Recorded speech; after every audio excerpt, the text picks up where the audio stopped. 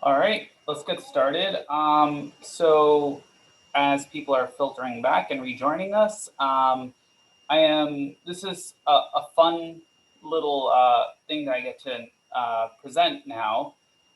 We started last year a best poster competition, and part of it was to invite back the people who were voted best poster to tell us about how the research is going a year later, and to update us and to keep us informed as to what's going on in the world and what's new. So with that, I'm extremely pleased to present the winners of last year's Best Poster Award on exact polynomial time convex optimization formulations for ReLU networks.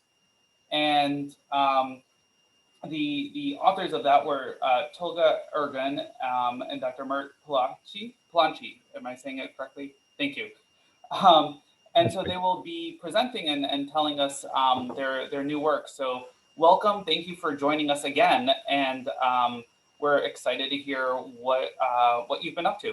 Thank you very much. I'm Mert Pilanci. We are truly honored by this award. Thanks so much for inviting us. Let me show you my screen.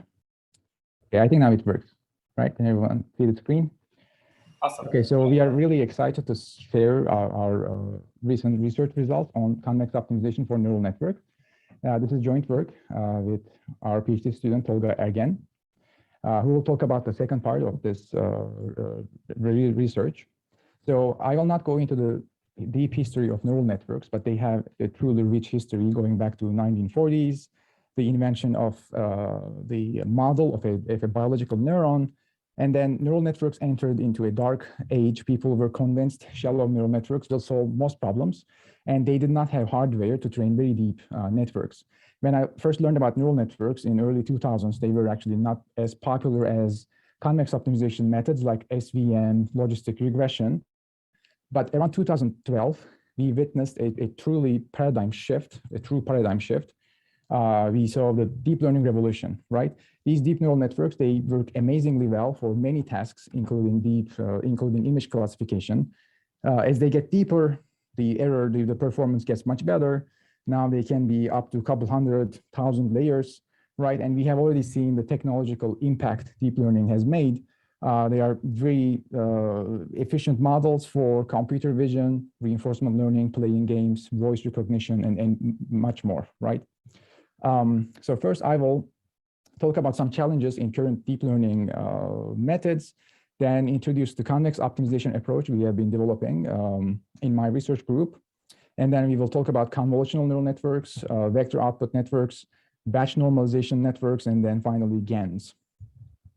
So what are the challenges? Deep neural networks require solving extremely high dimensional training problems, right? They have lots of parameters.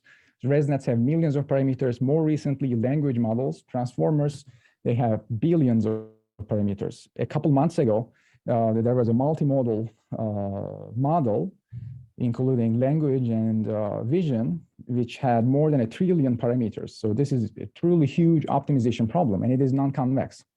And second of all, these are black box systems. They are very complex. It is quite hard to interpret what the model is doing, right? Tuning is a problem. Diagnosing the model is a big issue, right? This black box nature is actually very difficult in most machine learning applications. And interpretability is quite important. Let me give you an example. This is an image from the Fast MRI challenge, where one of the best methods applied to this MRI reconstruction problem is working quite well in decoding, denoising the MRI images, but they actually hallucinate on certain images. So here you see a hallucinated false vessel. It is not here, but the neural network thinks that it is actually appropriate to denoise it this way, but it is actually not there, right? This hallucination issue is quite problematic in such applications. And of course, there are other problems like adversarial examples, right? Although the neural network can classify correctly most data points, small perturbations can lead to wrong decisions, right? And people observed, they actually extend to physical adversarial examples. If you have a stop sign, you can actually perturb it a little bit with tape, and it will be recognized as a speed limit sign. And this is very concerning, right? So when it comes to optimization, there's a huge difference between convex and non-convex, right? Everyone probably knows about this. Least squares, logistic regression, support vector machines are convex optimization models, right? Once you find a local point, it is globally optimal, right? And it doesn't matter what solver you use. You can use any solver you want. You can initialize from any point, right? None of the optimization tricks actually matter in the end because you get the same model. These are understood extremely well. But in non-convex optimization, that's not the case. So initialization, all the tricks, learning rate, optimizers, everything actually matters in the final model, right? You cannot decouple optimization from modeling, right?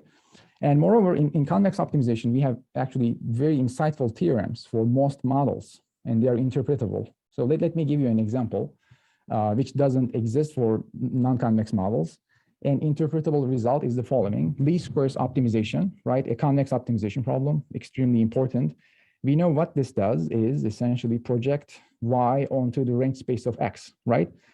And this also means the gradient equals 0 condition is the orthogonality condition. It means the errors are orthogonal to the prediction you're making, right? In statistics, you can interpret it that way.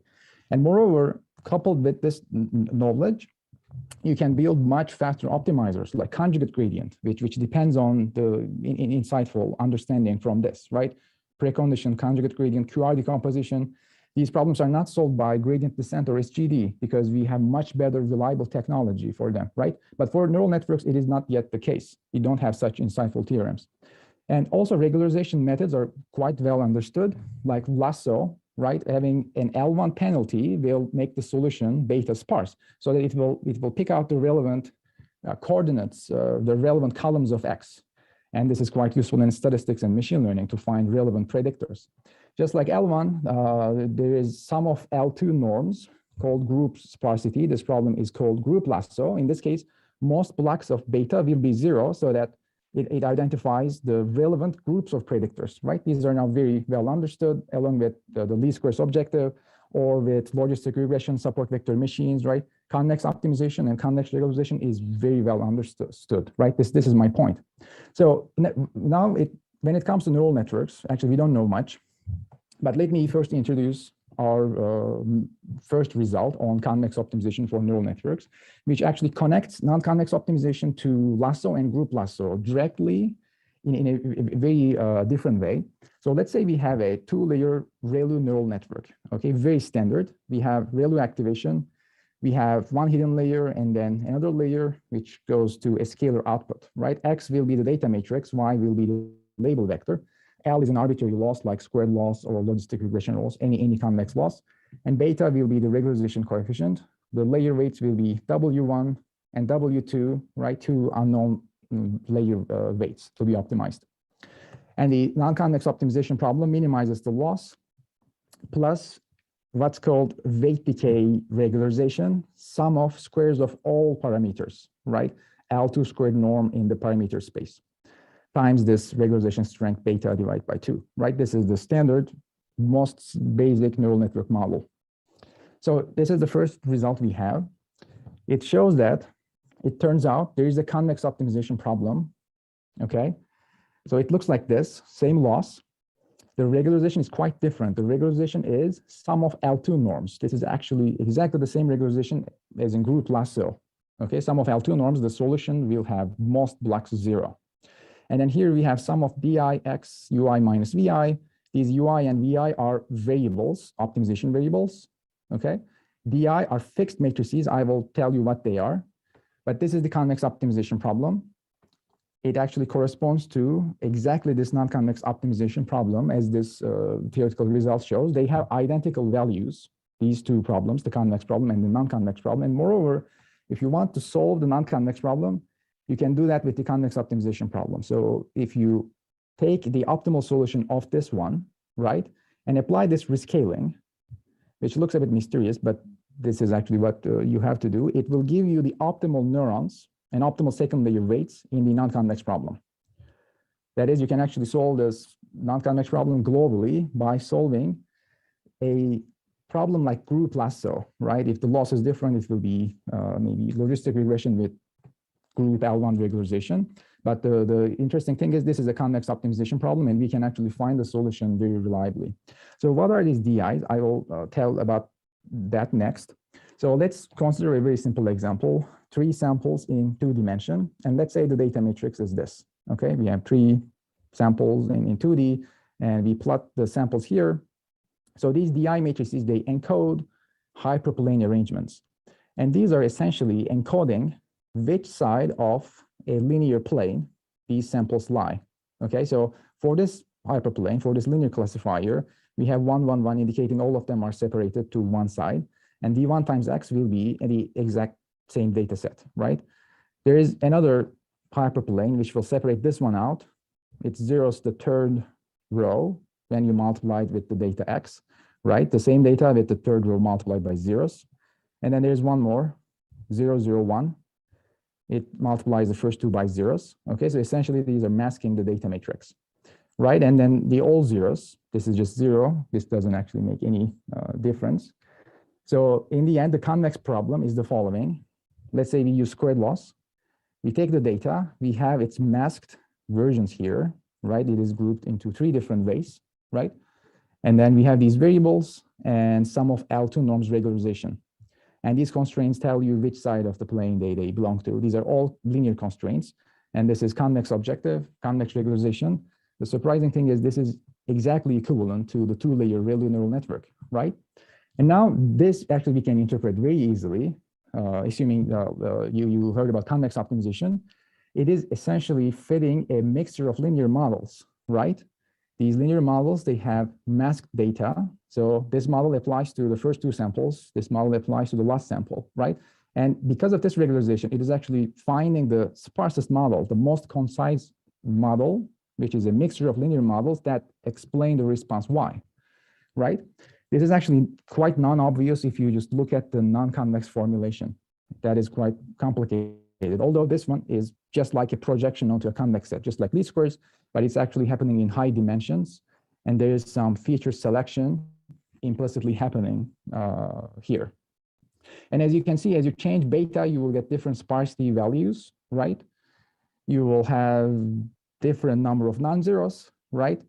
The support will correspond to the optimal neurons in the non-convex optimization problem, right? As you change beta, actually, you will sweep over all the architectures, starting from 0 neurons to the maximum neurons possible. So essentially, now we can interpret these models, these ReLU neural network models, as convex model selection applied to a version of the data matrix, which is lifted to high dimension, right? And it does have D1x, D2x, etc. These grouped row masked versions of the data set, right? Where you see local linear models. And if you look at the regularization path, a corollary is that as you scan over beta, right? This is something people do with lasso and group lasso, you will get a solution path and it will generate the entire set of optimal architectures. So essentially an architecture search in deep learning talk is essentially a regularization path in this convex program. So how about the complexity? So somehow this sounds like we are breaking complexity theory, but it turns out it actually doesn't. So if you have such a 2-layer ReLU neural network with M neurons, if you search over the sign patterns, since you have M possible options, right? The brute force algorithm that will optimize this model will have complexity actually very bad, 2 to the M, since you're searching over patterns of M neurons, and N to the M.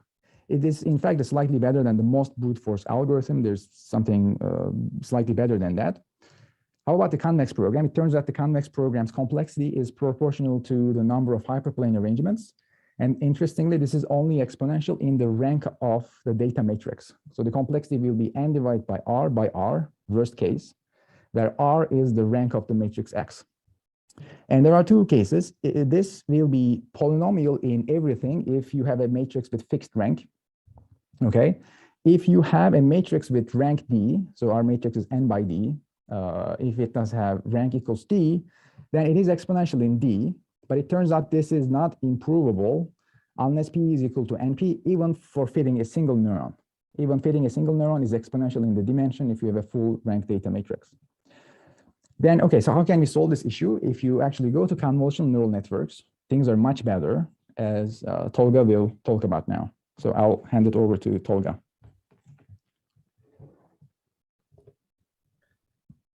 Okay.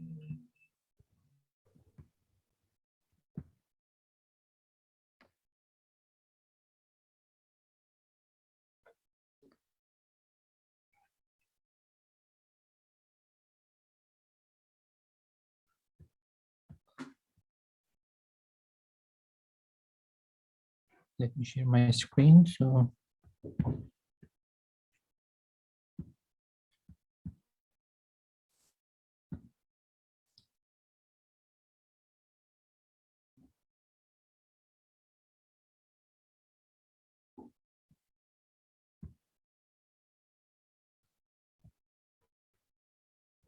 great. Can you see it?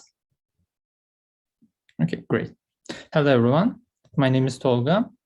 So at this point, I will take over the talk, and I will first present two methods to remedy the exponential complexity issue associated with fully connected networks. And then I will explain how our convex analytic approach can be extended to different neural network architectures. So let me first briefly review this notion of hyperplane arrangements. So for fully connected networks, we have this raw data matrix X, which is an n by d dimensional matrix, and the rank of this data matrix is R. Then what we can do is, to get the all possible hyperplane arrangements, we need to multiply X with arbitrary d-dimensional vectors. And if we look at the cardinality of this set, that will be upper bounded by a term that is in the order of n over R to the power R. Remember that this term also appears in the computational complexity to solve the convex program. However, in the case of convolutional neural networks, we first need to partition the data matrix into the patches. And each patch matrix is an n by h dimensional matrix. Here, h denotes the filter size. And if we again look at the cardinality of the set of hyperplane arrangements, then in this case, it will be upper bounded by a term that is nk over h to the power h. So this term is exponential in h. And remember that h is the filter size, and it's a fixed small constant. Actually, it is significantly smaller than the rank of the data matrix.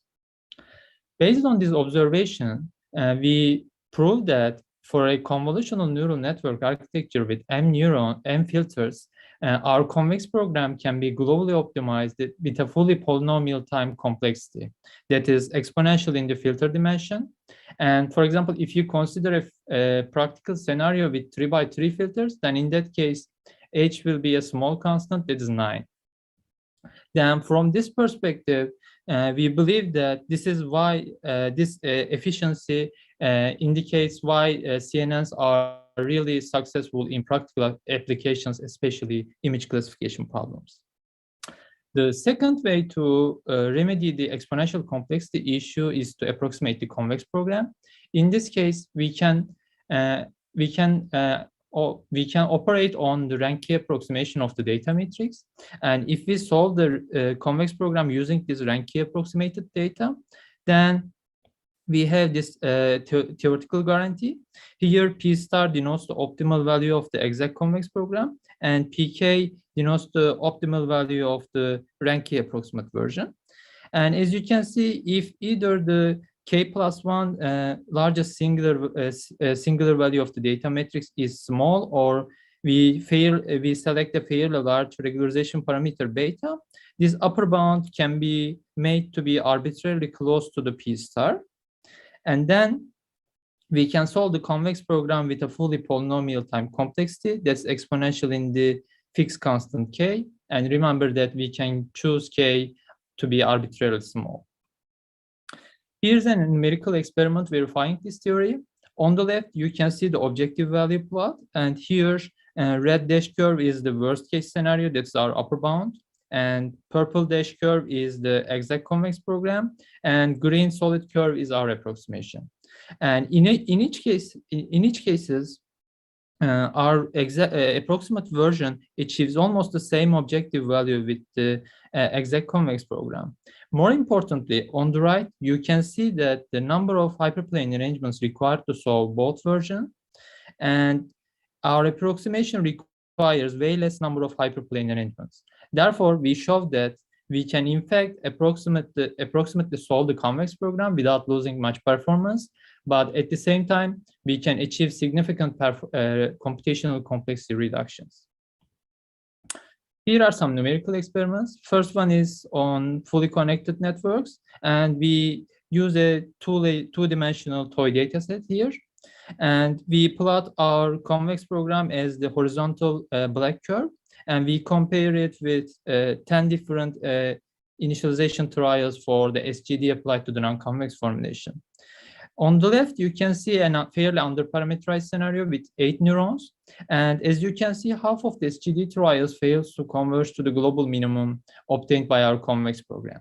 However, as we increase the number of neurons to 15, then almost all of the SGD trials successfully converge to the global minimum.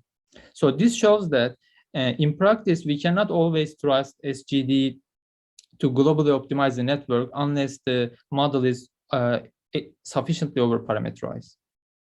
We have also an experiment for convolutional networks. We again look at the objective value on the left, and this is a binary classification problem on CFR, on a subset of CFR dataset. And on the left, you can see that all of the SGD trials achieve almost the same objective value with the convex program, which is denoted as this dashed black curve. However, there is still a tiny bit of a gap. And surprisingly, this tiny bit of a gap translates into a large accuracy improvement in the test accuracy plot. We have also another experiment on the full CFR10 dataset. In this case, we consider a 10-class classification problem, and we compare SGD applied to the convex formulation with the SGD applied to the non-convex formulation. And we plot the convex results as blue curves, and other red curves are the results for the non-convex formulations. And we also try several different step sizes. On the left, you can see that our convex formulation is faster to optimize. That's basically because we can choose larger learning rates in this case. However, this is not the case for the non-convex formulation. If we further increase the learning rate here, then the optimization algorithm will diverge. And on the right, you can see the corresponding test accuracies. And our convex formulation achieves approximately 5% accuracy improvement in this case. So our analysis can also be extended to vector output networks. So let's say we have a network model with C outputs or classes. Then the corresponding convex optimization problem in this case is similar with these fixed diagonal matrices. However, the major difference is the regularization term. Previously, for the scalar output case, we have some of L2 norm regularization, which encourages group sparsity. But in this case, we have some of nuclear norm regularization, which encourages low rank structures. So in this case, what neural networks does is that they try to find the locally low rank structures. And again, we prove that these non-convex and convex formulations are identical, and an optimal solution to the non-convex formulation can be obtained by solving the convex program. In a similar manner, we can also analyze the well-known batch normalization layers. So what batch norm does is that it takes a data matrix and transforms it to a zero mean and standard deviation one, but at the same time, it introduces two trainable parameters. These are alpha and gamma. Here, you can see that after this transformation, we introduce a multiplicative gamma parameter to recover the standard deviation of the original data, and also add an additional alpha term to recover the mean. And the non-convex optimization problem in this case is this one. And after the application of ReLU, we have an additional of batch norm layer with two trainable parameters. And this problem is terrible in non-convex. However, we still have a convex representation for this. And this convex representation is actually quite similar to the ones we shown earlier, except that the data matrix. In the previous cases, here we have local data matrices DIX. Instead, here we have UI matrices. So what are these matrices? So if we take the singular value decomposition of these local data matrices, these UI matrices correspond to less singular vectors of this data matrix. So this shows that batch norm, in fact, whitens the local data. Notice that this is much more sophisticated than the whitening all the samples at once. So this could be really beneficial, especially for the data sets where cluster structures are present. We can also have some analytical interpretations for generative adversarial networks. So let me first briefly review what GANs are doing. So in these architectures, we have two agents that are discriminator and generator. The goal of the generator is to take a random noise input and to generate fake images or training samples that are similar to the ones in the training set. And the goal of the discriminator is to distinguish fake images from the real ones. And if we train if we want to train a Wasserstein GAN parameterized neural network, in this case, we need to solve a min-max optimization problem. And since discriminators and generators are typically parameterized by deep neural networks, both of these min-max problems are non-convex, and this is an extremely challenging optimization problem. However, recently, we have shown that this problem can be equivalently represented as a convex-concave GAN. So what does this mean? This means that we can find an equivalent objective function that is concave over max and convex over mean. So these types of problems are extremely well understood, and we can even globally optimize them in certain cases. So here is one of such cases. So let's assume that we have a two-layer ReLU activation generator and two-layer quadratic activation discriminator. Then Wasserstein GAN training problem can be solved via convex optimization. First, we need to find the output of the generator, denoted as G. For this one, we need to solve a covariance matching problem. So what the generator output is doing is that it tries to match the covariance of the input data matrix X, but this matching is controlled by the regularization parameter of the discriminator. And this problem can be, in fact, solved in closed form. And all we need to do is we need to do a simple singular value thresholding for the data set. After that, we need to solve a vector output neural network problem that matches the optimal generator's output, that's G star. And we can also do this in a convex manner via our vector output convex program in the previous slides.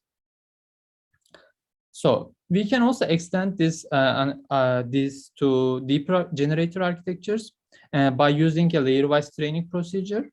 So these are known as progressive GANs, and these architectures work extremely well in practice.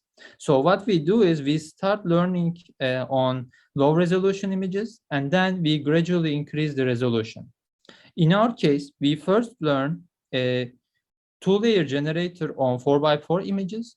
After fixing this layer, then we train another layer on top of it, but this time we use 8x8 images.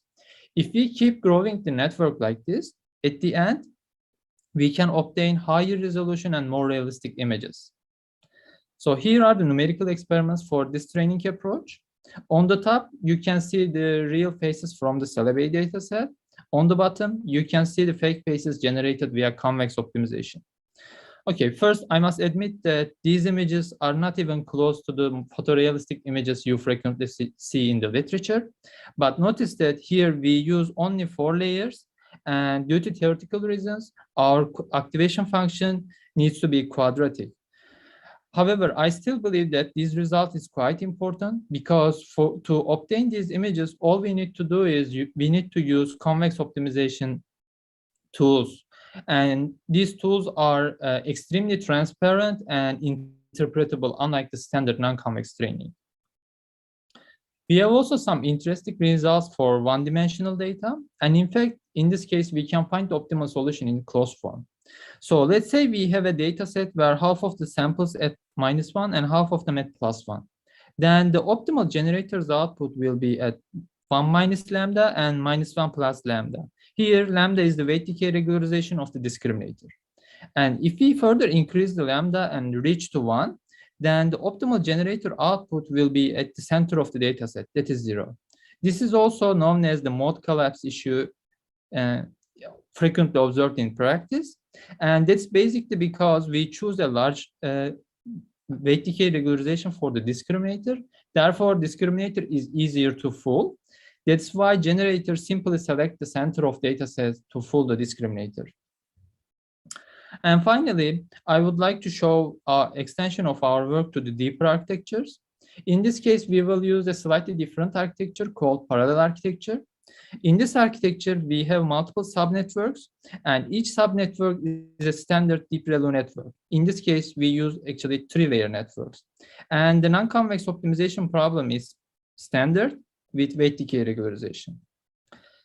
At this year's ICML, we have shown that there is yet another convex program in this case. And interestingly, in this convex program, we have 2 diagonal matrices. We call them double hyperplane arrangements. So this shows that in this case, the convex optimization problem is able to operate on more sophisticated linear regions. But at the same time, it has much more parameters than its 2-layer counterpart. But we can still use our approximations to remedy that issue. So what about the deeper networks? For example, say depth is greater than 3. So we proved that there is a convex program for arbitrarily deep ReLU and linear networks, such that the non-convex and convex architectures are identical. However, this is restricted to the parallel architectures. So the extension of this analysis to deeper standard networks is still an open problem. So to sum up, we have shown that ReLU network training problems are convex in a high-dimensional space. So this brings us 2 advantages. The first one is that we can utilize the well-established convex optimization theory and to develop extremely efficient and effective solvers. And the second is that to globally optimize the network architecture, we don't need heuristics, extensive hyperparameter search, or optimization tricks, such as finding a suitable learning rate schedule or initialization scheme. More importantly, we have shown that training complexity to globally optimize the convex program is polynomial time with respect to the number of samples and feature dimension. We also shown that when we find the equivalent convex formulation, it induces a group regularizer which encourages sparsity. So from this perspective, neural networks can be viewed as architectures that are seeking sparsity in a high-dimensional convex space. We have also analyzed several different architectures. For example, we have looked at the convolutional networks, batch norm layers, vector output networks, or deeper architectures. And each of them induces a different regularizer. So from this viewpoint, architecture search is in fact equivalent to the regularizer search, where regularizers might be ranging from group L1 regularization to nuclear norm regularization. As the future research directions, we believe that our convex program can be extended to the standard deeper networks with more than 3 layers. And finally, we believe that faster algorithms can be developed to solve this high-dimensional convex program. So that's the end of my presentation. So you can reach out to us by scanning this QR code, and our implementation is also available on GitHub, and you can simply scan this QR code to reach that. So I would be very happy to answer if you have any questions.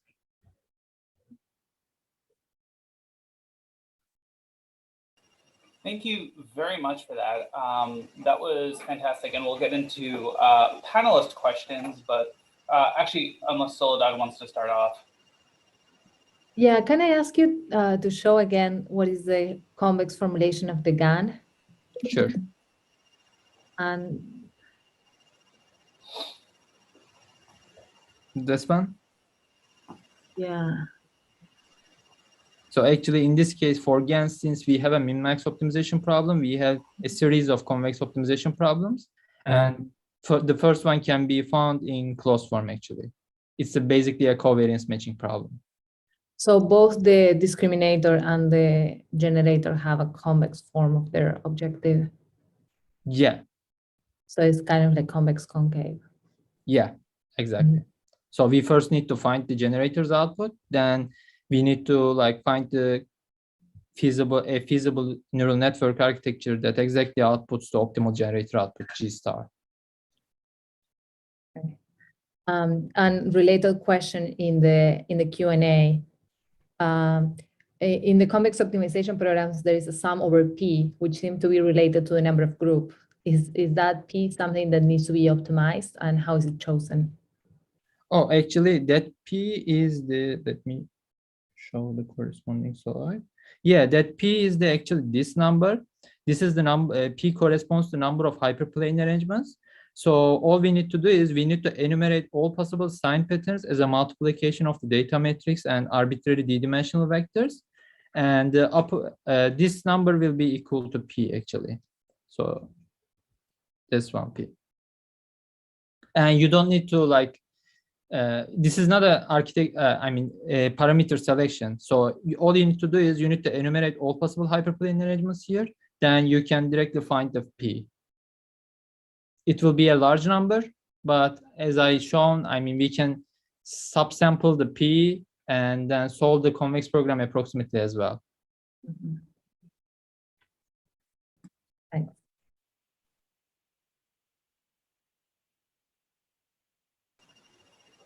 All right, so I will sneak in my question before we get to the next one.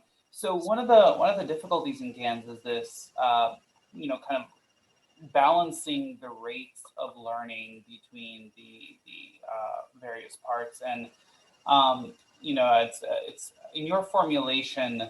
Does that somehow give us an idea for the non-convex formulation, like what are good rates and what are ways that we can make that learning robust by using this kind of interpretability and this convex concave formulation that you've described?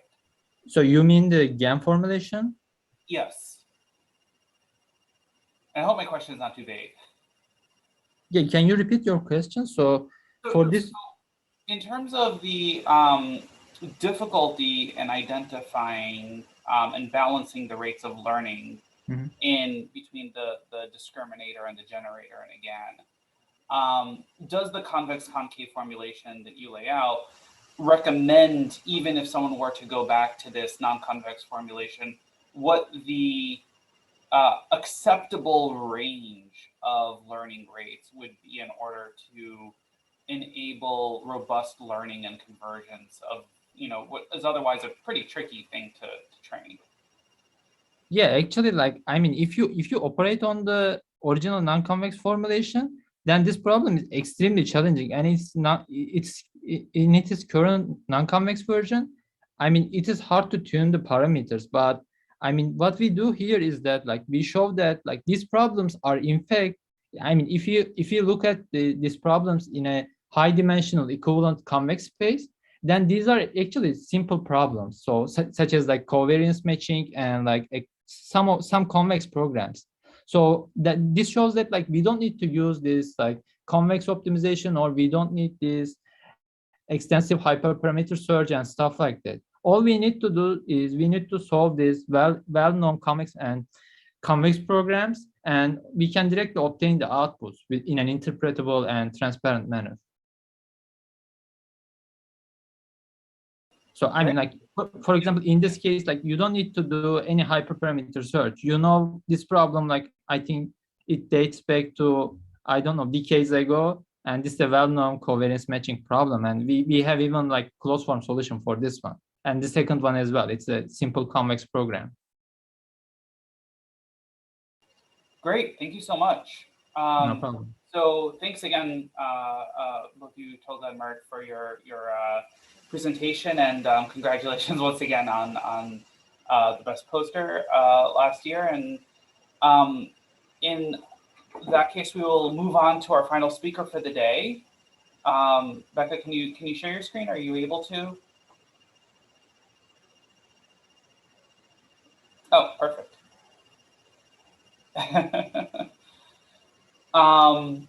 Great. So our final speaker for the day is Dr. Rebecca Willett. She is a professor of statistics and computer science at University of Chicago, with a courtesy appointment in TTI, Toyota Technical Institute of Chicago. For the interest of time, I will reduce the dimension of her accolades to something that I can say in a reasonable amount of time. Following her education, PhD from Rice University, She has gone to become and is currently the director of AI at the University of Chicago Data Science Institute, co-director of the AFRL, Air Force Research Lab, a University Center for Excellence on Machine Learning. She's a SIAM fellow on multiple advisory committees, AFOSR Young Investigator, NSF Career Award, and is known for a bunch of work in the areas of statistical signal processing and machine learning, including work that I've known her for on tracking sparse data, work on low light image analysis, and I recently learned also on very interesting work designing corn silage quality assessment. I never knew of that work, but I learned something new recently. So it is a pleasure to have you, and please take it away. Thank you so much, Charles. Your introductions are always so kind, and I really appreciate the opportunity to be part of this meeting, and just regret that we can't all be together in person. But I've been enjoying it so far. So the work that I'd like to talk about today is some pretty new work that I've been doing with my collaborator, Daniel Sanz Alonso at UChicago, and a student that we're mentoring, Yu-Ming Chen. And as Adam mentioned, I do have this background in signal processing, and I'm pretty excited about this project because it allowed us to kind of bring some of these disparate tools together in, I think, a unique and interesting way. So I know many people here are not entirely familiar with stochastic filtering and Kalman filters, and so I just wanted to start off by giving a gentle introduction. And the basic idea here is to estimate the current state of some evolving dynamical system that's observed with indirect measurements. So for example, in my pictures here, I've got different shots of a road, and at different time points, you can see that this truck or van is at different locations. So in this application, we could imagine representing the state of the dynamical system as corresponding to the truck's position and velocity at time t. But then you could imagine that we only get to observe a noisy location at time t. So at each time t, we record an image, and then we use some sort of object detection method to give us a rough estimate of where it's located. And that could be limited by, occlusions in the scene or low light or all kinds of other problems.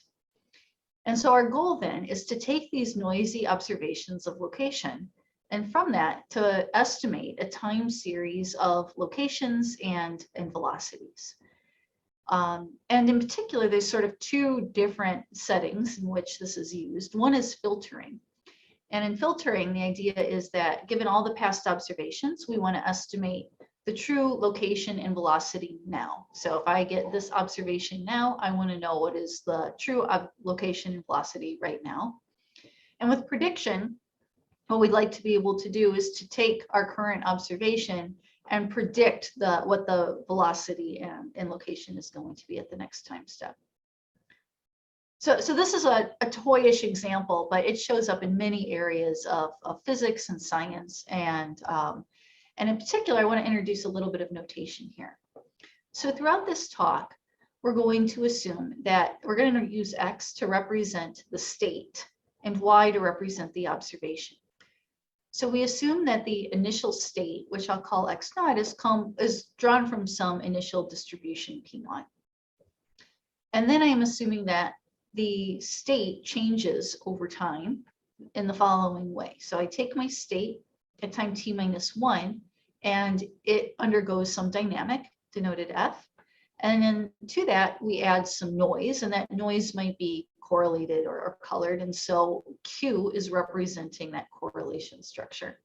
And the sum of this sort of perturbed past state plus this correlated noise is what gives me my new state. But like I said, we don't get to observe the state directly. Rather, we're going to make indirect observations of the state. So H is representing that mapping from the state to our observation, though we also have some correlated noise there as well. So what I'm showing here in the picture is one example. So this shape here is maybe reminiscent of the new logo for Facebook, Meta, but also is a Lorenz 96, I'm sorry, Lorenz 63 system. And so in this case, there are 3 different state dimensions, x1, x2, and x3. And the different colors of the dots correspond to different times. So it's kind of going in this kind of loop-de-loop way over time, and it's always at different locations. And you can kind of track that with the colors. And then you could imagine a setting where you don't get to observe the 3rd coordinate, where you only observe the projection onto x1 and x2. So you might observe this sort of infinity looking symbol down here. And so in these settings, our goal would be to take these observations and to estimate this higher dimensional time varying state. So the thing that I want to focus on today is a problem called data assimilation. And what's different here is that now we're going to assume that we do not know what this dynamic F alpha is, and we also do not know what this correlation structure of noise is. And what we'd like to do is to take a time series of observations, these Ys, and from that estimate the dynamics and the driving noise. Okay, so more precisely, our goal is to estimate a dynamical model, or we can think about them as parameterized by some parameters alpha and beta. And those, for instance, might end up being parameters of a neural network or weights of a neural network. And we want to estimate that from this time series of observations, the Ys. So this is really going to end up being a blend of machine learning for dynamical systems. And one of our other speakers at this workshop works on exactly that and has done a number of really interesting projects in that space. But we're going to take that kind of idea, which typically assumes that we can directly observe all aspects of the dynamical system, and blend it with data assimilation so that we can estimate these systems even when we have indirect observations. So before we move on with the details of how we go about this, I just wanted to highlight how important the general problem of data assimilation is in a variety of different application settings.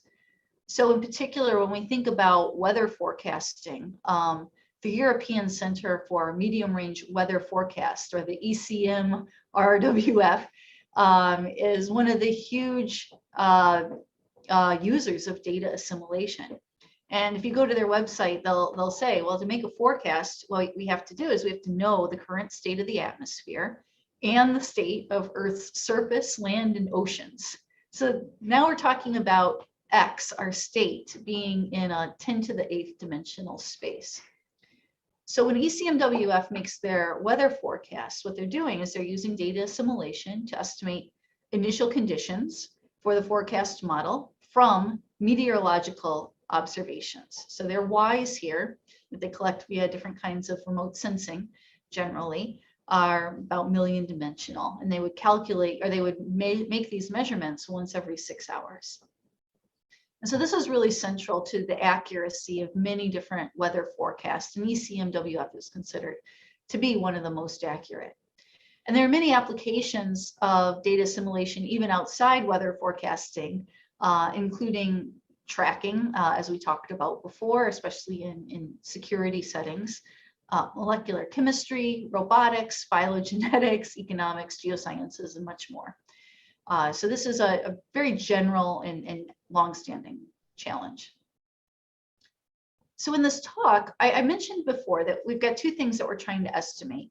F alpha, which is the dynamical model, and Q beta, which is a measure of the correlations or the correlation structure in the stochastic elements of the dynamics. And we're going to think about 3 different settings where we want to estimate these quantities. So one setting is where we have parametric models, where we just don't know what the parameter values are. So for instance, in a climate setting, we might have certain physical parameters that correspond to quantities that we can't directly measure, but we do know sort of like a PDE model of the climate, for instance, and we just need to estimate some parameters of it from data. Another setting that we'll explore is where we have some approximate idea of what the dynamics are, say F hat and Q hat. And what we want to do is we want to take data and learn correction terms, which I'll call delta alpha and delta beta. So here we could imagine, for instance, modeling these correction terms as neural networks. And this also has some important implications for things like climate modeling and climate forecasting. So for instance, you could imagine a setting where we've got excellent models for slowly varying components of the climate, but of course we know that there are quickly varying components that perhaps our models don't fully capture. And so one would hope that we could use observational data to figure out where our models are lacking or how to model these higher frequency or quickly changing components of the state. And then finally, we will consider fully unknown dynamics, where we will represent F alpha and Q beta with non-parametric models like a neural network. And this also has important settings in climate where we really just don't know good models for certain climate variables. But I also wanted to show you an example from physics. So this actually is a movie collected by a collaborator of mine, or maybe I should say a friend of mine and colleague of mine, where he's studying what he calls active pneumatics.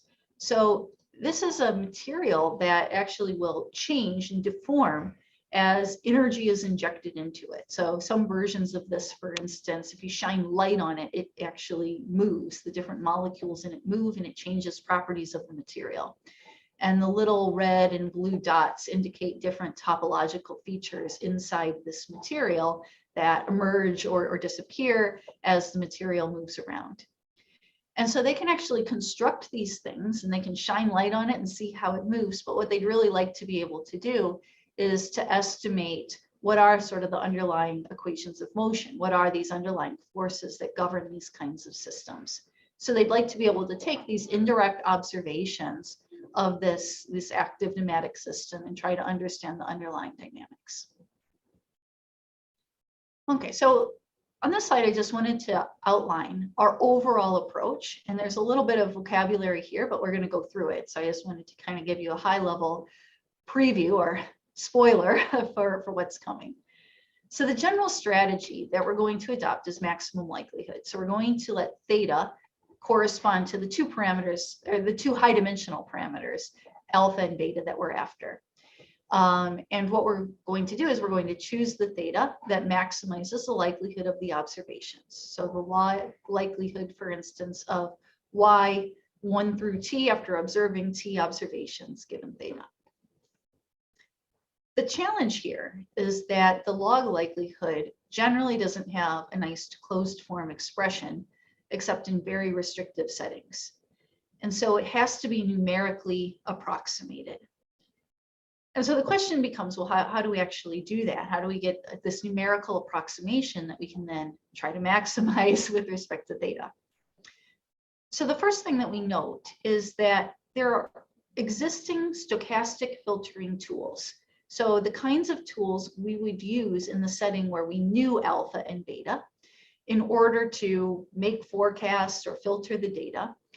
And examples of these, one example of this is the Ensemble Kalman filter. And I'll talk more about how this is structured and what it does. But one of the things that comes out of that filter is an approximate log likelihood. So we can use existing filtering tools to actually get these numerical approximations of the log likelihood that we don't have closed form expressions for.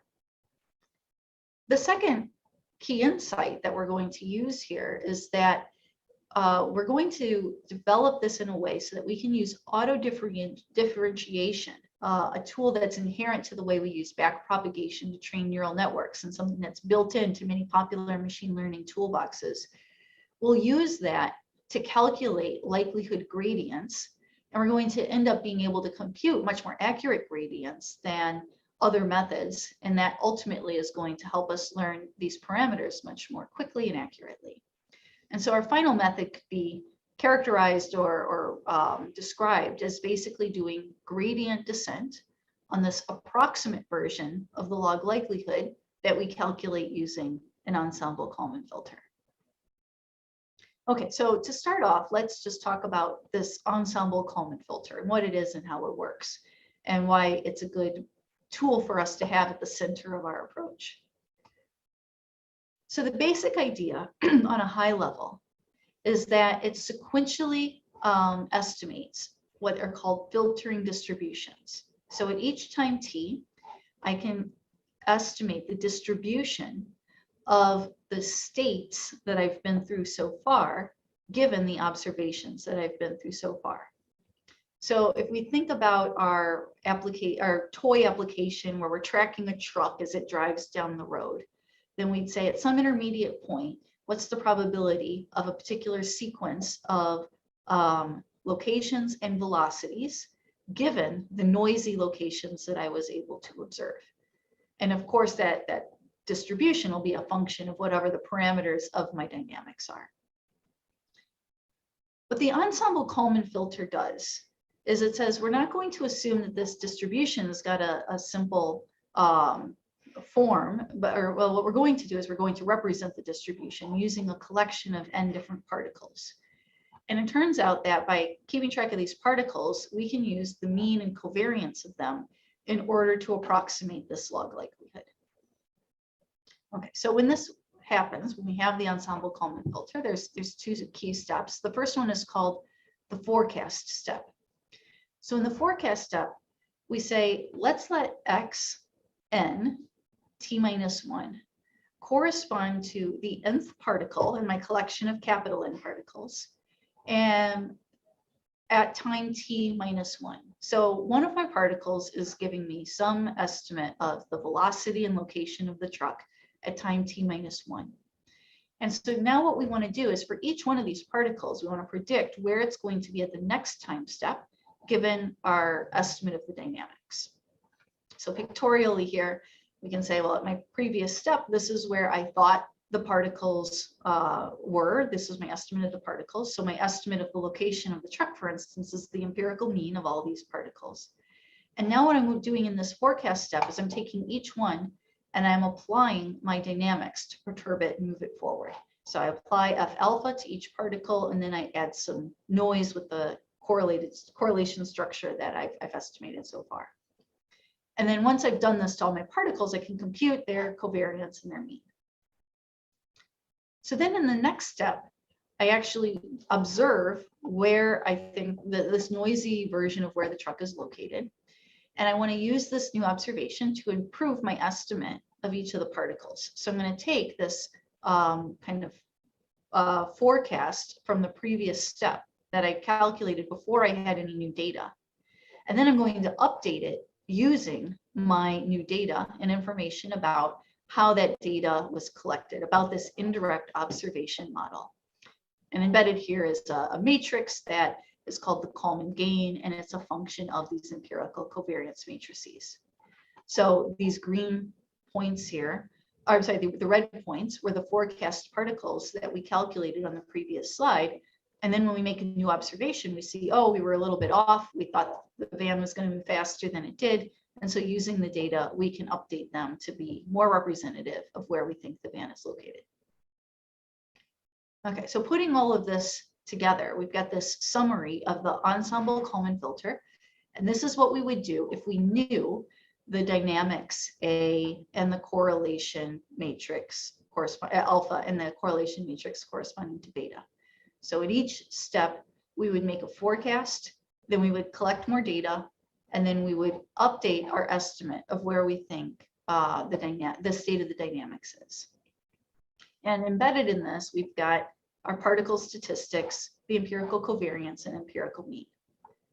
So from all of this now, as I mentioned before, we can calculate an estimate of the likelihood. So we could model the likelihood as a Gaussian, so we can compute the log likelihood by just looking at a sum of the log of all these Gaussians. And you can see in here the empirical mean, the empirical covariance, which are functions of the particles, which are functions of alpha and beta, pop up. Okay, so our goal is to maximize the log likelihood, and we are instead going to work on maximizing this estimate of the log likelihood. So one natural feeling approach that was explored in a nice paper last year is based on an expectation maximization approach. So at each iteration of this method, it would use its current estimate of the parameters and run this Ensemble Kalman filter with the data. And from that, it would get a collection of particle locations at each time. And so we can think about this as an estimate of this distribution at each time point. And then given these particles, what it does is it updates the estimate of these parameters by taking a step in the direction of the negative gradient, where we use this Gaussian log likelihood to compute it. So the key thing that I want to emphasize about this EM approach, which is quite nice, is reflected in this diagram here. So the ENKF, the Ensemble Kalman filter, uses the current estimate theta k and the observations to generate particles. And then when we update our estimate of the parameters, the thetas, the EM, what it does is it approximates the log likelihood as a function of theta, which we're trying to optimize over, and the particles. And it treats those particles as fixed. So once we've computed the particle values, then it fixes them and never thinks about them again. It just optimizes these parameters theta around those fixed particles. And so to highlight why that's potentially suboptimal, we can look here. So again, our goal is to maximize this approximate log likelihood coming from the ENKF, where we have embedded in here the empirical mean and empirical covariance. So what the expectation maximization approach does is it says, let's think about this empirical mean as being a function of my x hats, but I can now like take a step backwards from this whole procedure and write it explicitly in terms of f alpha and q beta. So it basically models the empirical mean as this function of alpha and beta, where I think about these states or these particles as just being fixed quantities. And it does something similar for the covariance matrix. I just didn't include the equations here. And so basically this is an approximation because these particles aren't fixed. If I were to change alpha and beta, then all of these past particles would also change. These are definitely functions of my dynamical model. And the EM algorithm ignores that dependence. So with our approach, we think about this empirical mean m hat as being a function of the particles, but we think explicitly about the particles as being a function of the dynamics. So in this expression for these empirical means, we see that, for instance, alpha is showing up twice. It's showing up in this f alpha expression, but it also is showing up here, which is emphasizing the fact that each of the particles is a result of, the past steps of the ENKF, which all also dependent on alpha and beta. And so the EM algorithm doesn't do this because there's not a clear way to actually compute the right gradients, right? To take this, what we need to do is we need to be able to take this empirical mean and then plug it into this approximate log likelihood and then maximize with respect to alpha and beta. But we're able to actually compute these gradients and then perform gradient descent by using auto-differentiation. So we don't need nice closed form expressions for these. We can use auto-differentiation tools to do this all automatically. So in other words, the key insight that underlies all of this is that in contrast to the expectation maximization approach, we treat the particles all the way through as functions of the unknown weights that we're trying to learn. And when we compute likelihoods or when we compute likelihood gradients, we explicitly take that dependence into account, and we're able to do it by leveraging automatic differentiation. So at this point, I just want to pause really briefly and say a word about automatic differentiation. So this is not the same as numerical differentiation. We're not doing fancy finite differences, but really it's using compositions of elementary functions whose derivatives are known. And again, this is really at the heart of how we do backpropagation for neural networks. And so tools for auto differentiation are readily accessible to us. And so our final auto differentiation based approach looks like this. So at each iteration, just like with the EM method, we run the Ensemble Kalman filter and we get a whole bunch of particles.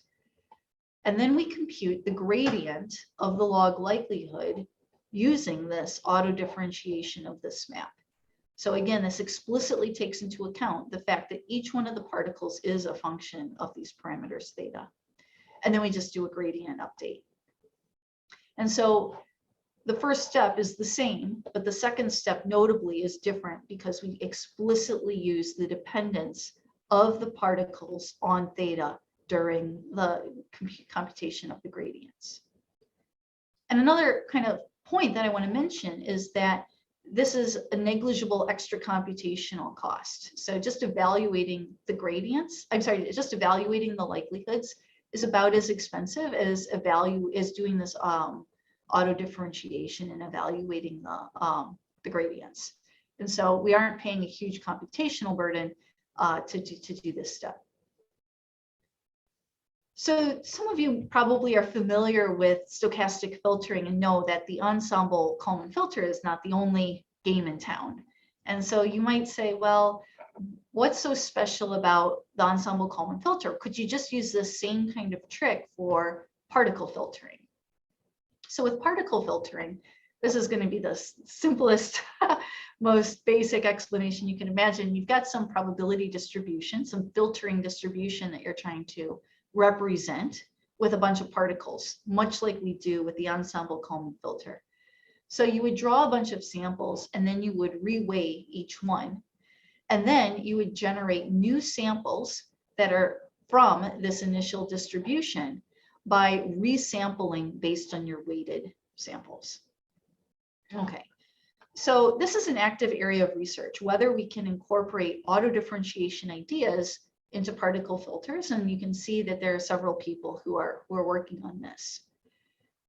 In general, particle filters use resampling, as I mentioned here, and this is something that we can't differentiate through.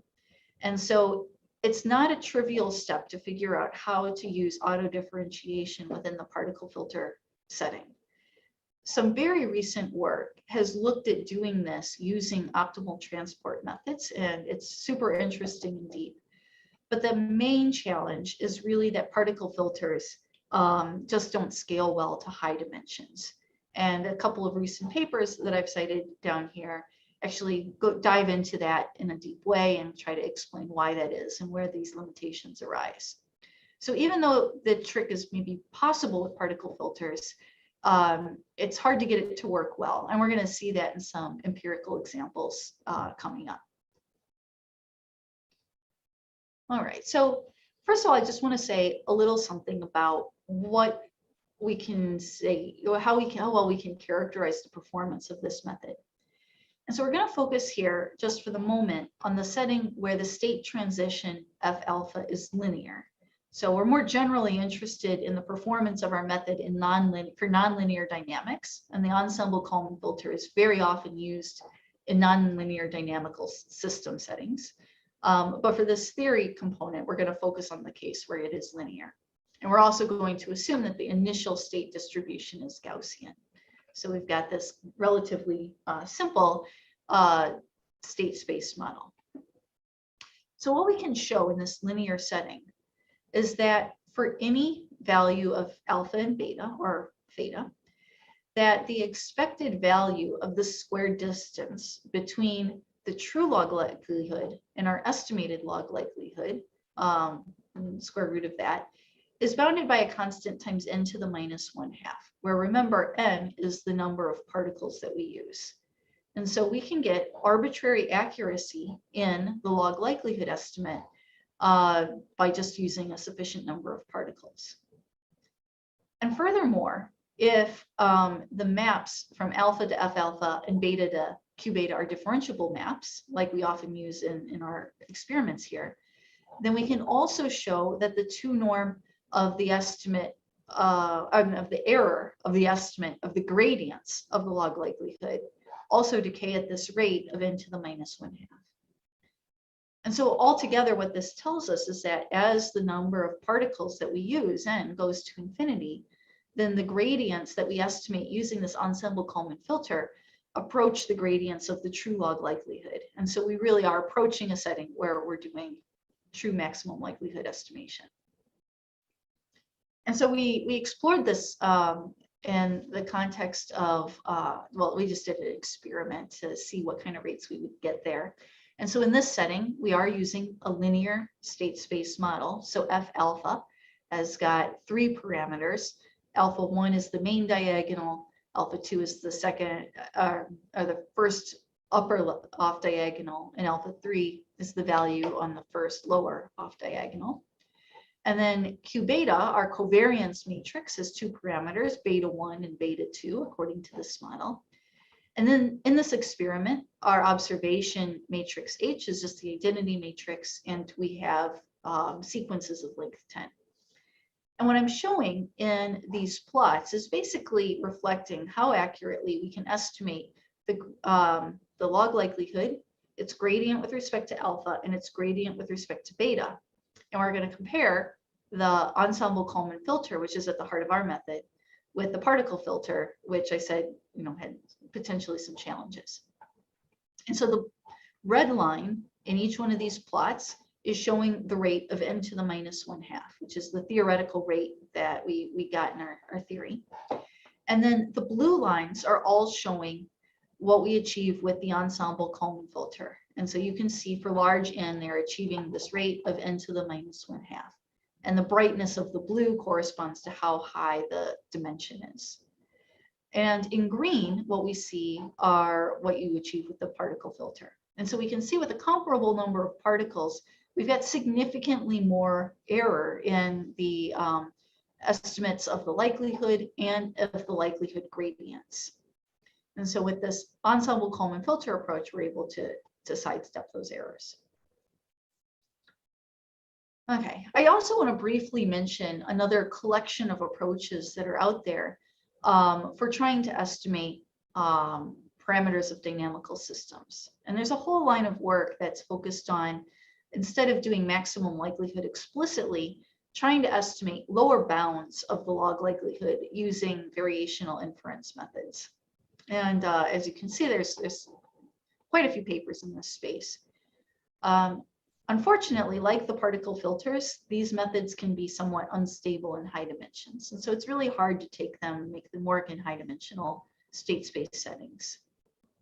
One way that people do this, or do make it work, is they assume a really restrictive Gaussian parameterization with a diagonal covariance matrix. And so when you do see them working, they're in a more restrictive setting than we require. And often they require a whole different kind of training data than we assume we have available.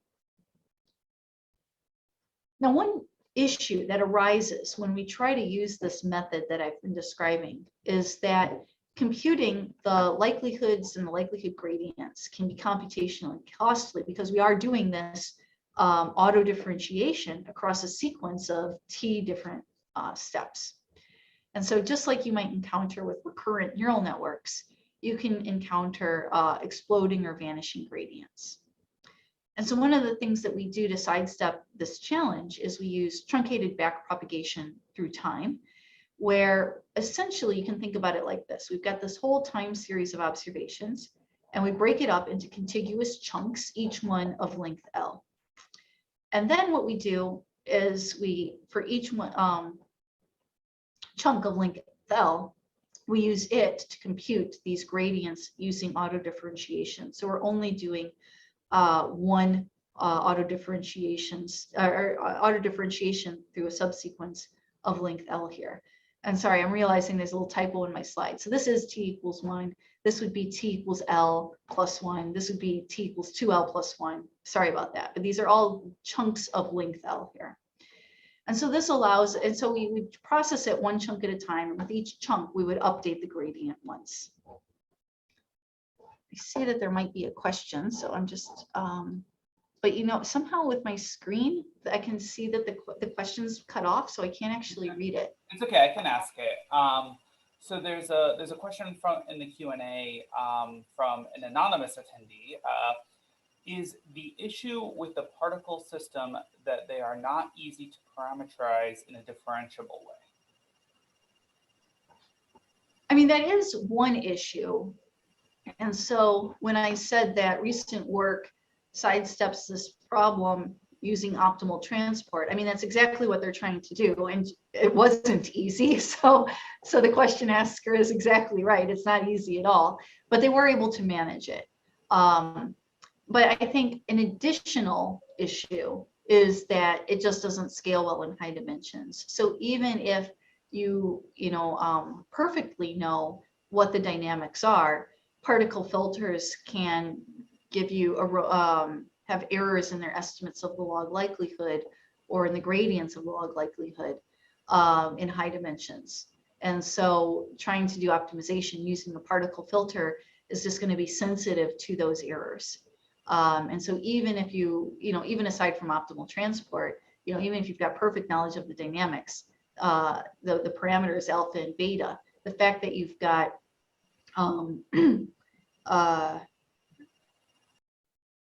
the fact that you're in high dimensions and that you can't get accurate estimates of the likelihoods or their gradients is really what kills you here. Yeah, thank you. So another kind of trick that we often use is called localization or covariance tapering. So in some settings, we might have this dimension of our state space dx be quite large.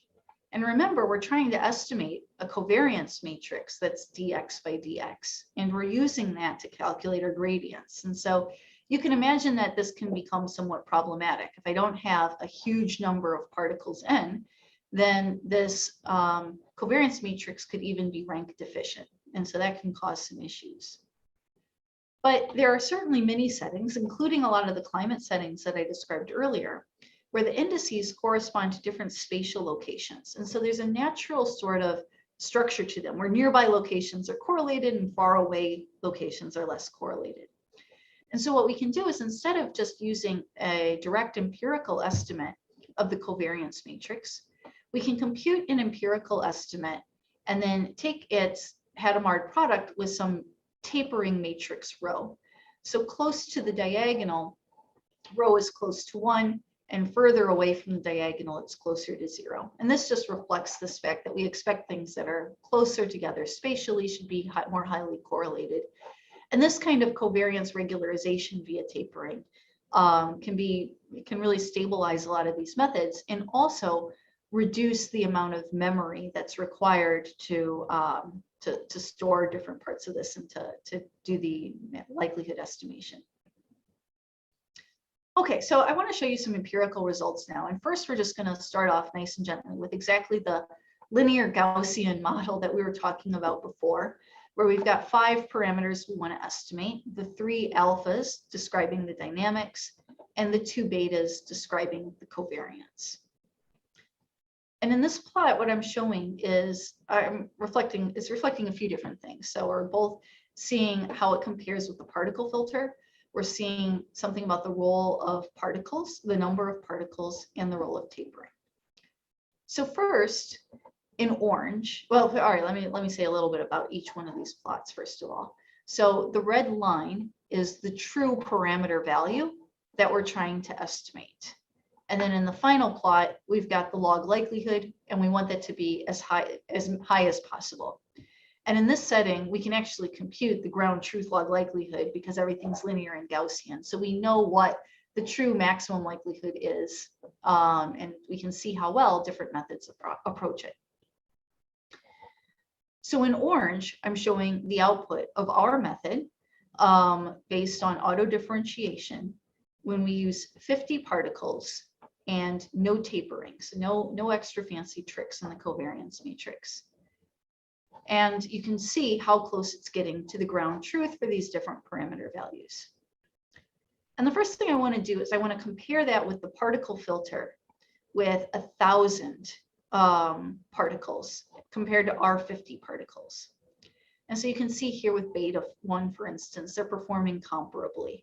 With alpha 2, the particle filter is better, but with alpha 3 and with alpha 2 and maybe alpha 3, the ENKF based approach with auto-differentiation is better.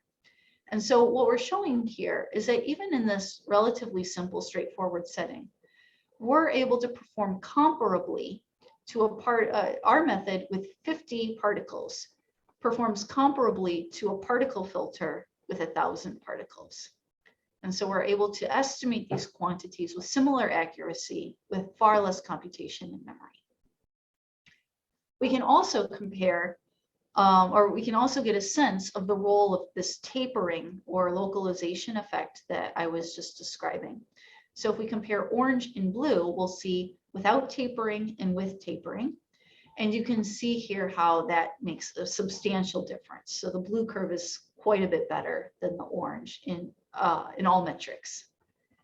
And then finally in black, what we have is our method using a full 1,000 particles. So we've got many more particles with which to compute covariance matrices. So we don't have to worry about tapering. And that does quite well. It's getting almost exact estimates of these different parameters and maximizing the likelihood. Okay, so that's the linear setting. Of course, it's a nice test case because we know the linear setting, but it's also a little bit silly because if we knew everything was linear, we'd use other methods designed for that. So next I want to talk about a nonlinear system. This is called the Lorenz 96 system. So basically it corresponds to an ODE described by a function f star. So we've got 40 different coordinates in our state. Our state space is 40-dimensional. And so this ODE equation is telling us how these different coordinates are related. And so we've got this simple quadratic polynomial that relates coordinate I to the previous two coordinates and the next coordinate in kind of a cyclic way. And so here now our dynamics, F, capital F, that we're interested in, represents the map of what our state is at one time to our state at a future time, where the state is the solution to this ODE.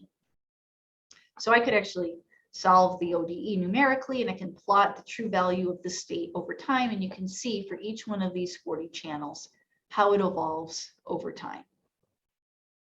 So what we're going to do when we try to estimate this from data is we're going to assume that we don't know this actual functional form.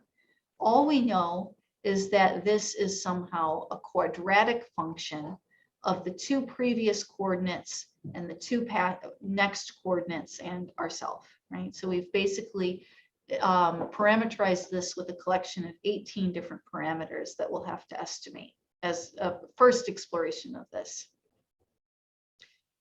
And I think, you know, some of you at this point might be asking, well, why are we focusing on the Lorenz 96 model? There's a few reasons. I mean, it's very popular in these spaces because it's a prototypical turbulent dynamical system. So here, out of these 40 different variables, I'm plotting just the first 3 over time, and you can see it forms this kind of really messy, complex, chaotic looking system. So it's really badly behaved in many ways. One of the things that's nice about it too is that I can really test out how methods work at different dimensions. So for any dimension that I want to try, I can generate data according to this model. It's very nonlinear, it conserves energy, and it's a common test model used for different filtering algorithms and especially for climate models. Okay, so we're going to work on this in the setting where the true dynamics that we use to generate our data correspond to strong chaotic turbulence. So in this setting, here I'm showing you the values of the non-zero alpha coefficients. So remember, we're parameterizing the dynamics using 18 different coefficients. Only 3 of those should be non-zero. One should be -1, one should be 1, and the other should be 8.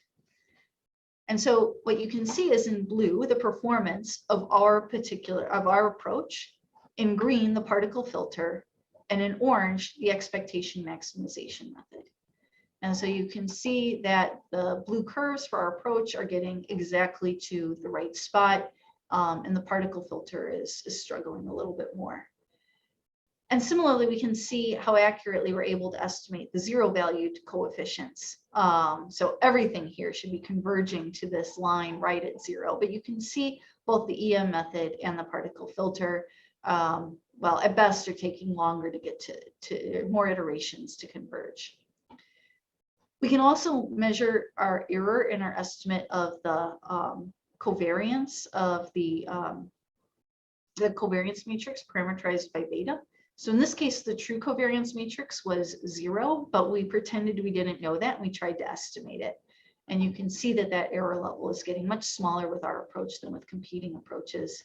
And finally, we really are getting a maximum likelihood compared to other approaches. Another way that you could evaluate these things is how well you can use them to make forecasts of the future. And so here I'm plotting the root mean squared error of the forecast that we're able to achieve with the estimate computed at each iteration.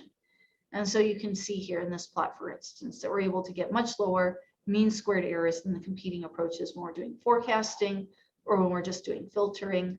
And again, we're getting higher log likelihoods on the test data.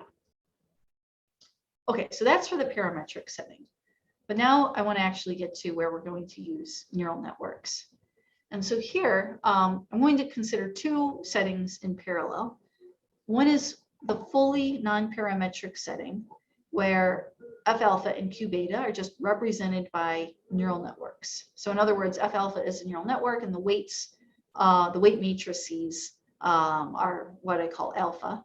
So it would take in an input particle at time t, and it would map it to, what the forecast is, or F alpha xtn plus Q beta. The other setting that we're going to consider in parallel is a correction setting, where we have a true model F star that corresponds to this Lorenz 96 setting with a particular set of parameters, alpha star. And what we have, we don't know what that true model is, but we have a rough approximation. So we've got some noisy estimate of what the dynamics are, and they're not perfect. And so what we're going to do is we're going to represent the residual, the difference between the truth and our estimate using a neural network.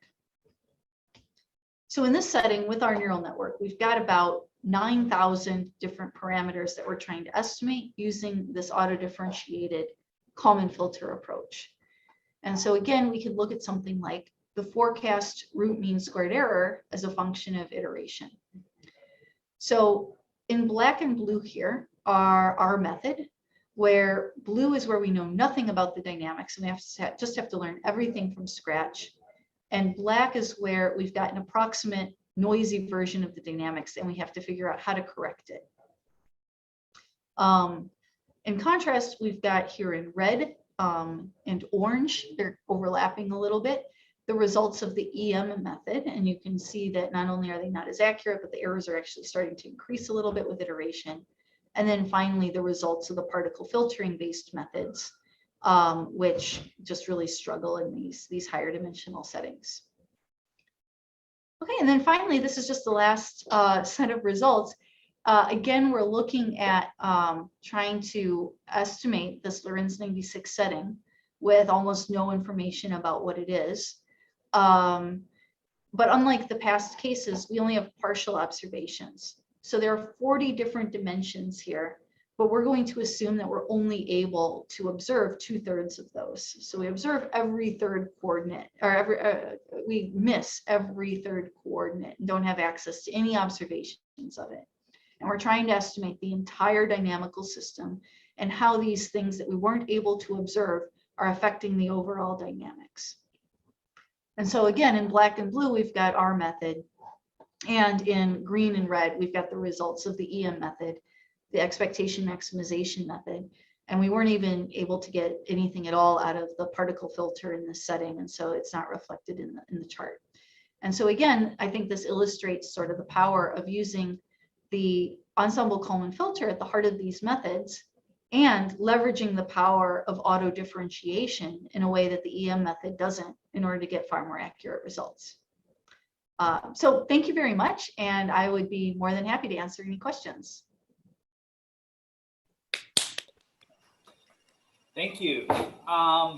So there is a residual Q&A question by Cameron Harris that I will start us off on.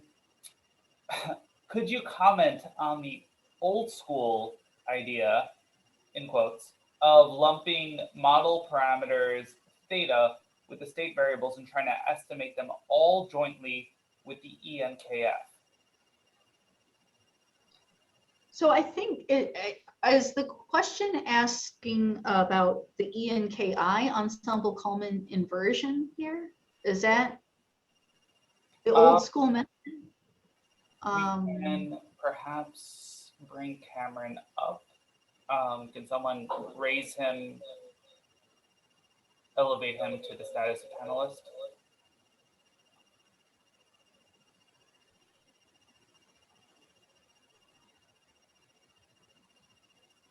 It's a good question in general of trying to jointly estimate the state and the parameters, and maybe one version of that could correspond to the ensemble Kalman inversion method. You know, it's not something that we've systematically explored, so there's not a whole lot I can say with confidence there.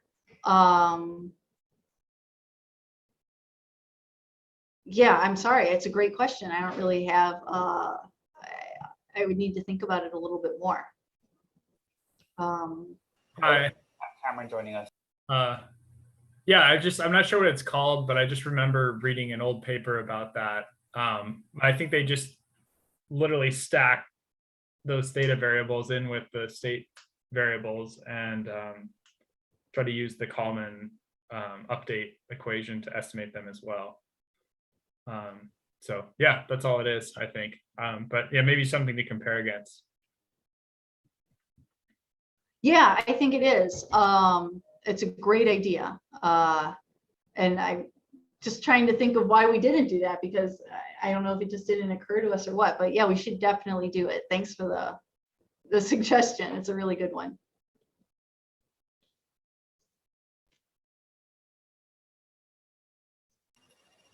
Do we have any questions from the panelists or the audience before I dive into mine?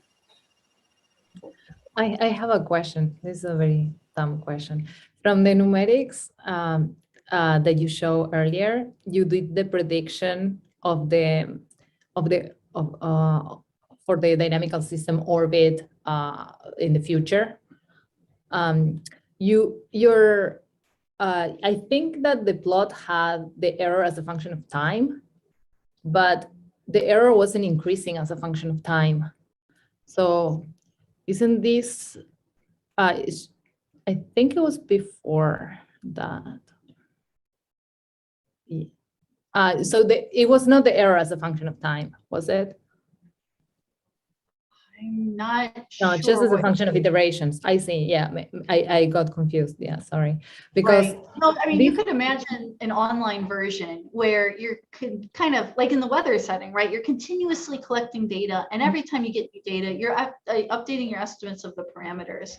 And that's also super interesting, but not really what we were doing here. So we were assuming you collect all your data, it's fixed, and now we're just iterating through this gradient ascent method.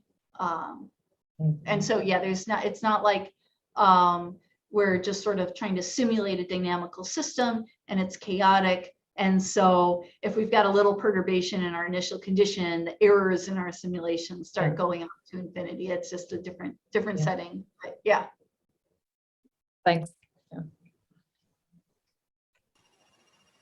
All right, so I have a couple of questions of my own, as you probably would have guessed.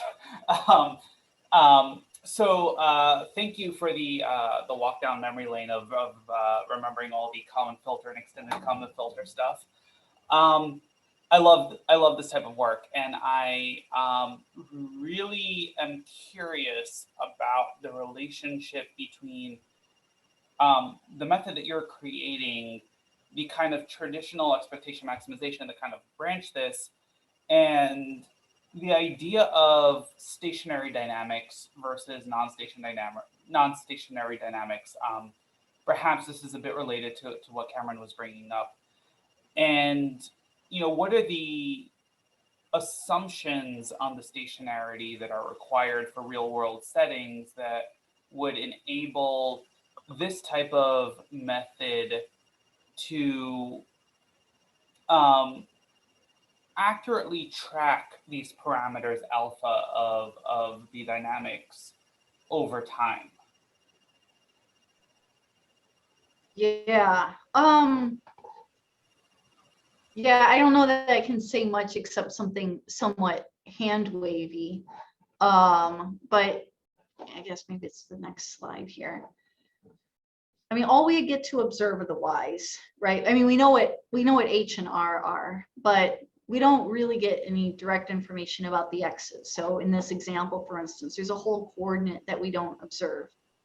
And so certainly if the dynamics were totally different at every time, then I think it would just be non-identifiable. I don't think you could say what's happening in that third coordinate if you don't know anything about how that third coordinate is related to the other two coordinates, because at every time step that relationship changes dramatically. So I would suspect that you would only have any hope of this working if you know something about how it's changing over time, like it's very, very slowly varying relative to, you know, the sort of like some baseline. That's exactly what I'm even wondering. then, it's speculative. Oh, sorry. No, I just said it's kind of speculative. I'm not even sure, even if it's slowly varying, how easily I could do this. That's exactly why I'm wondering, you know, what your methodology is bringing by having the alphas in some sense shared between the last iteration and the current iteration, by having, you know, both the prediction and the dynamics, you know, kind of share these alphas rather than the EM version that kind of updates the alphas as you go, in that you're building in that exact type of slowness in the dynamics that would help in real world situations. Well, okay, so I just want to clarify. So when we talk about the EM method, for instance, it's not changing things on the fly. Like it collects all the data, Okay. And then at each iteration, it runs the ENKF, and then it does gradient descent on the parameters for one set of parameters for all time. So there's nothing sort of online or incremental about the EM here. It really has all the data, it's fixed, and it's just doing gradient descent.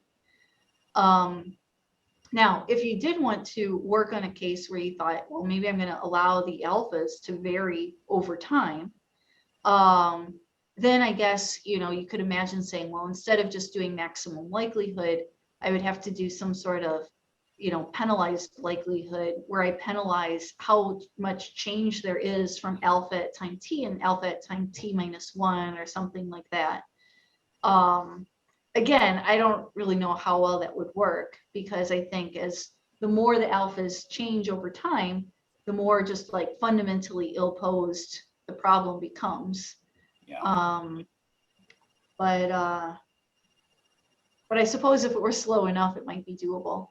I mean, for instance, in these climate settings that I mentioned, I think they tend to assume that they're just going to look at blocks of time at chunk and assume there that the parameters are relatively stable within each chunk.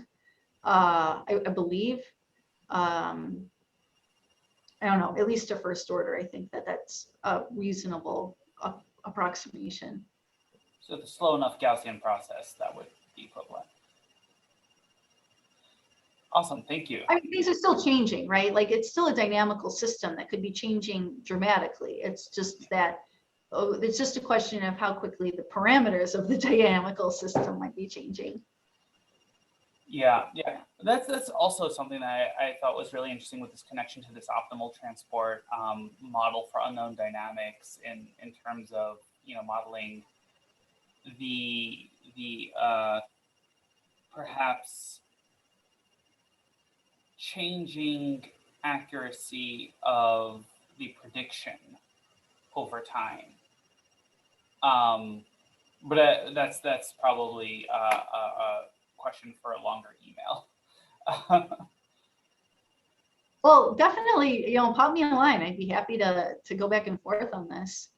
Yeah, no, Because this I know is a lot of I think in neuroscience, they use a lot of these kind of filtering techniques as well, right? this is exactly why I'm interested, is because there's the idea that there's this non-stationarity that depends on a combination of synchrony between neural activations and the kind of nonlinearity that is inherent in how the brain interprets stimuli to produce behavior.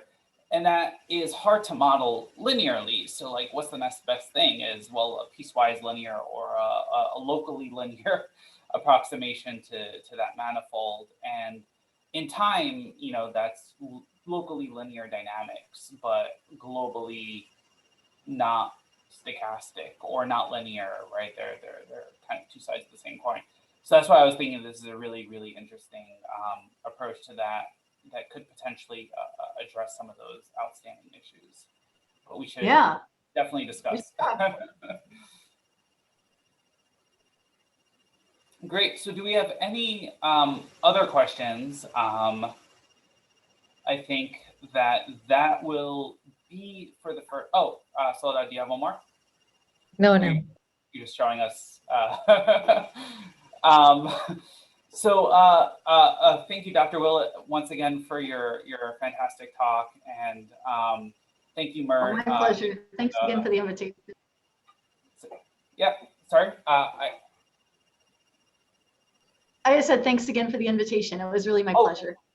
Yes, definitely, and it was a pleasure to have you, and definitely, hopefully next time we can meet in person. So that is, I think, it for the official first day of talks. We will reconvene tomorrow morning at 10 a.m. Eastern. I will leave it up to the website to determine what that is in all the other time zones. But we hope to see you all early tomorrow morning to continue and keep on this great series of talks and discussions. So thank you all again, and have a great night or evening, or morning, depending on the time zone. So thank you all again.